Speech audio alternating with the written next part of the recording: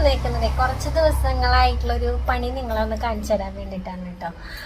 കുറച്ചധികം ദിവസങ്ങളായി ഇതിൻ്റെ പുറകിലിരിക്കാനായിട്ട് തുടങ്ങിയിട്ട് സിംഗപ്പൂരിലേക്ക് ഒരു ഓർഡർ ആയിരുന്നു കേട്ടോ. നെറ്റിപ്പട്ടത്തിൻ്റെ ഒരു 7 പീസ് ഉണ്ടായിരുന്നു. ഒരു എക്സ്ട്രാ ഒരു 8 നിങ്ങൾക്ക് ഇതിൽ കാണാതെ അറിയാൻ കേട്ടോ.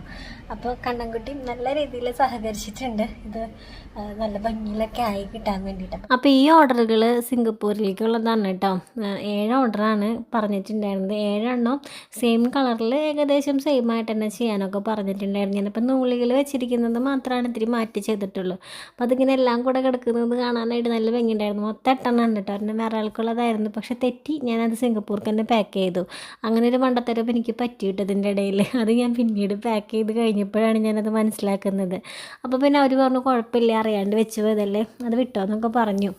അപ്പോൾ കണ്ണനാണെങ്കിൽ ഇത് നല്ല കണ്ണിന് ഭയങ്കര ഒരു കുളിർമ തരുന്ന സന്തോഷം തരുന്നൊരു കാഴ്ചയായിരുന്നു കേട്ടോ. ആ 8 നെറ്റിപ്പട്ടങ്ങളിങ്ങനെ കിടക്കുന്നത് കാണാനായിട്ട് എന്ത് രസമല്ലേ കിടക്കുന്നത് കാണാനായിട്ട്. എനിക്കും അതെ കേട്ടോ, പേഴ്സണലി ഏറ്റവും ഇഷ്ടമുള്ള കളറാണ് റെഡും ഗ്രീനും. നെറ്റിപ്പട്ടത്തിന് ഏറ്റവും ഭംഗി എന്ന് പറയുന്നത് റെഡും ഗ്രീനും തന്നെയാട്ടോ. നല്ലൊരു ലുക്ക് തന്നെയാണ് അത് കാണാനായിട്ട്. അങ്ങനെ ഞങ്ങളത് പാക്ക് ചെയ്തെന്ന് പറഞ്ഞു കഴിഞ്ഞാൽ ചെറിയ പണിയൊന്നും ആയിരുന്നില്ല, അത്യാവശ്യം വലിയൊരു പണി തന്നെയായിരുന്നു.